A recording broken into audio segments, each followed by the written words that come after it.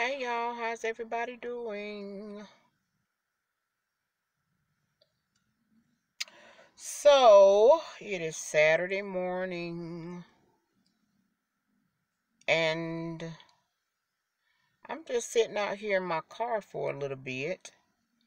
My daughter yesterday, she called me. She had car trouble yesterday. So, her car wouldn't start. So, on my lunch break, I went and picked her up and took her home. And of course, she called her granddaddy, which is my dad, which, by the way, is the best dad in the whole wide world, um, to have him come look at her car yesterday, which was Friday. And he told her that and he treats her just like his grandbaby. Like I treat my Nana Bread, she's my grandbaby and I love her. He treats my daughter, which is his grandbaby, just like she about 2 or 3 years old, honey. And she, how old is Shalonda? 30, 31, 32. She one of them, honey. But anyway, he be so proud and so glad to hear from her, And he had a few errands to do yesterday, so he told her he would, go check on her car this morning. So of course, this morning, and my dad, he's the type of dad, he's up early. If he got anything he gonna do, he gonna get up early in the morning and he gonna get it done. They just don't make men like my father anymore. And me and my daughter was talking about that. They just don't.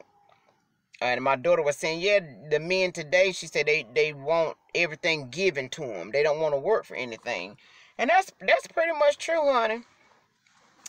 So you get very discouraged sometimes when you see the selection of men to choose from, and they are good men. Don't get me wrong, I'm not saying all men are bad. No, they are some good men, but I'm telling you, it's like looking for a needle in a pure haystack, honey. You hear me? And I guess some men probably say that about women. But anywho, so my dad, he came this morning and he went and looked at my daughter's car and found out she needed a starter for her car. So he took the old starter off and went to the parts store and bought the new starter and put it on her car and fixed it. And her car is over at another business. She went to this where the place is. I forgot the name of the place where her car wouldn't crank it. So my dad fixed her car right out there in the parking lot of those people's business. He didn't have to tow it nowhere, honey. So I was thinking it took him all the amount of about 2 hours to fix up her car this morning. So we came home to my house, me and my daughter, while he fixed the car and stuff, and he called us and said, tell my baby her car is ready. And my daughter, she was just so happy. And so anyway, we went and got the car and cranked it up and it was ready to go. And he said, well, let me go. I'm off to another task.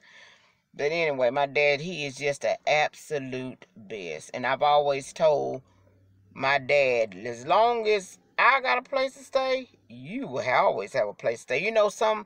When parents get older and, they need care and certain things, most people are so quick to chunk their parents in a retirement home or chunk their parents in a rest home because they just don't have time to look after a parent. To me, they got to work, they raising their children, they just don't have time, so they'll chunk their parents or whatever in a retirement home. And honey, not me, honey.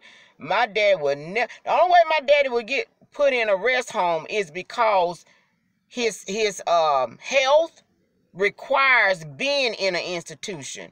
Maybe he needs something medical that I can't put in my home, that he has to be at this facility so this machine could keep him alive. That's the only way. But if I'm able to care for my father, honey, oh, baby, we're going to make some arrangements, honey. If I got to cut my hours and go from full-time to part-time, if I got to hire a nurse to come in the house to take care of my father, he would never. And I think most parents feel like they would be a burden on their children. I already made it clear with my daddy, you ain't gonna never be. You will never be a burden to me. I don't care how many times you ring a bell for me to come and assist you. You can ring it as much as you want. I'm coming to assist you. Do you hear what I'm saying to you? And that was the same way with my mama and the same way with my brother before he died. I told them, you will all, as long as I got a place to live, you got a place to live. You know, because I believe most parents, most family, they want to be in the comfort of their own home, you know, in their own environment. Now, this is just me. I don't know what other folk do, but this is just me. My daddy will never have to worry about being chunked in a rest home. Never. Not as long as I got a place to stay, honey. I'll rearrange my whole home for my parents. Oh, yes, I will, honey. Give them a bell to ring. Make it as comfortable as possible. Do you hear me? That's my daddy, that's my mama, that's my family. And let me tell you, my mom and my daddy, they grew up, they suffered a lot in their childhood. When they come up in that era, honey, where it was still like a white water fountain and a black water fountain. Do you hear me? And my parents, especially my daddy, has worked all of his life.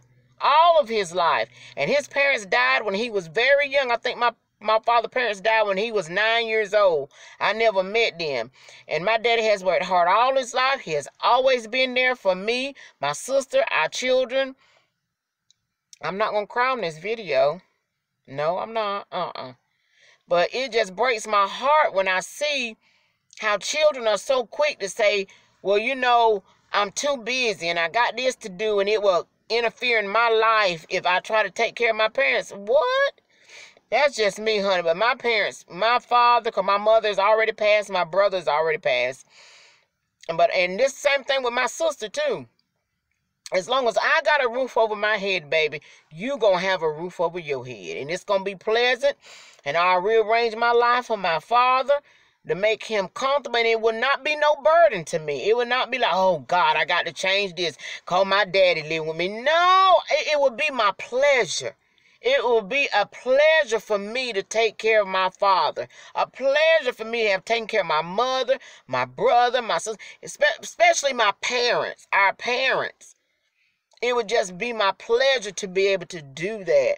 So, you know, I just thank God for my dad on this morning. He's just awesome. He is just awesome, awesome, awesome. But anyway, my daughter, she was just, you know, and he's just awesome. He just really, really is. That's why on his birthdays and Father Days, and if a day I just want to say is your day today, it ain't got to be a birthday or Father's Day. I try to go all out for my dad. I really do. So anyway, just wanted to share that. I was just thinking about that, and I had to post it on my page today that you reap just what you sow. Make sure that you sow love all the time. I don't care. You better be careful how you treat your mama. Be careful how you treat your daddy. Be careful how you treat your brother, sister, friends, and foes, son. You better be careful. Because you do reap just what you sow. You know what? The reaping might not come to you, but it'll come somewhere in your family line. It'll come maybe to your child or your grandchild or your cousin. Somewhere you're going to see that thing come back. I've lived to see it. I have lived to see folks reap just what they sow. And not just folks. I've seen things that I've had to reap what I sowed. And when it happened, I would be like, yep, that's what that is. It's come back. You know? Even though, yes, God forgive us. He do all that. But there's some things, you might not reap the whole benefit of it because of God's grace. But there's some things you gonna reap, honey. And I'm telling you, like I said, you might not see it, but you might say, you know what? There it is happening to my little cousin. There it is happening to my daughter. There it is happening to my son. Because you reap just what you sow. That's why it pays to walk in love, honey. Walk in love. Forgive folk. Don't repay evil for evil. I don't care how bad it was. I don't care what somebody done to you. We have a just God, and He will repay. He will repay. I'm telling you, honey, walk in love. Walk in love. But anyway, I'm just sitting out here in the car. Sometimes I just, before I go anywhere, honey, or sometimes when I come home, I just sit in my car and meditate and think about things, honey. And lately I've been thinking about just life and each day, you know. Let me see how long this video. Okay. But yeah, I'm telling you all. Lord, did y'all see President Biden? What do I call him? Biden. President Joe Biden, our president. Did y'all see him fall up them steps? Oh my goodness. I felt so sorry. I mean, I felt really bad when I seen him fall up them steps, honey. I mean, the man, he fell up them steps 3 times. I was like, oh my God, is somebody gonna help him? I wanted to get my grandbaby. She loved to help people, honey. She would have helped him walk up them steps. He needs some help. I think Joe Biden, yes, I think he was 78 or 80.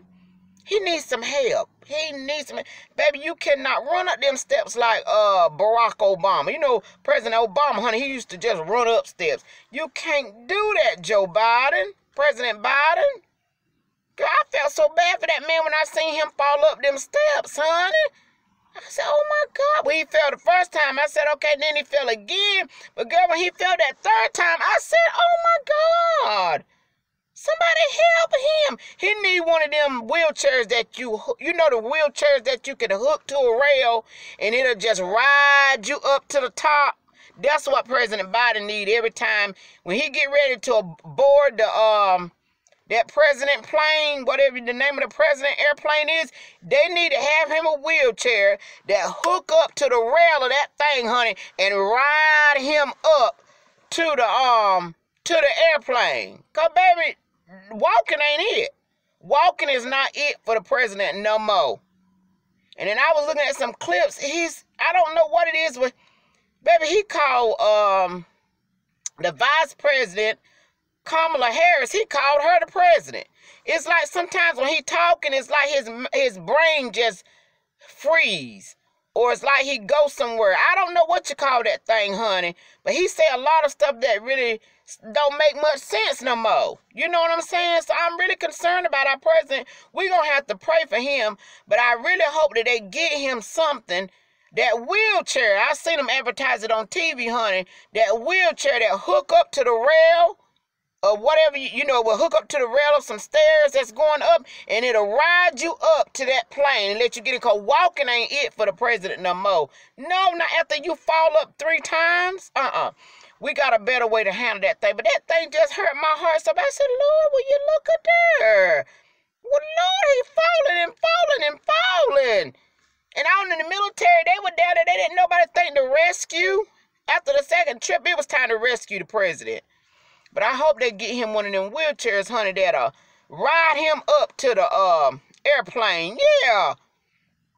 He don't need to be falling that many times. And the older you get, the brittle your bones be. Lord have mercy. But he what we got. I'm telling you. So anyway, I guess I'll talk to y'all next video. I hope y'all have a great Saturday. I don't know if I'm going to do SMP Live tonight. I don't know if I will or if I won't. But, yeah, I just wanted to come in and say hello while I'm out here just thinking, all right? But, y'all keep the president in prayer, Lord. Lord, they say, and I think they say he had broke his ankle a couple of days. Child, I don't know, child. He just getting older. But anyway, I love y'all, and I'll see y'all on the next video. Toodles.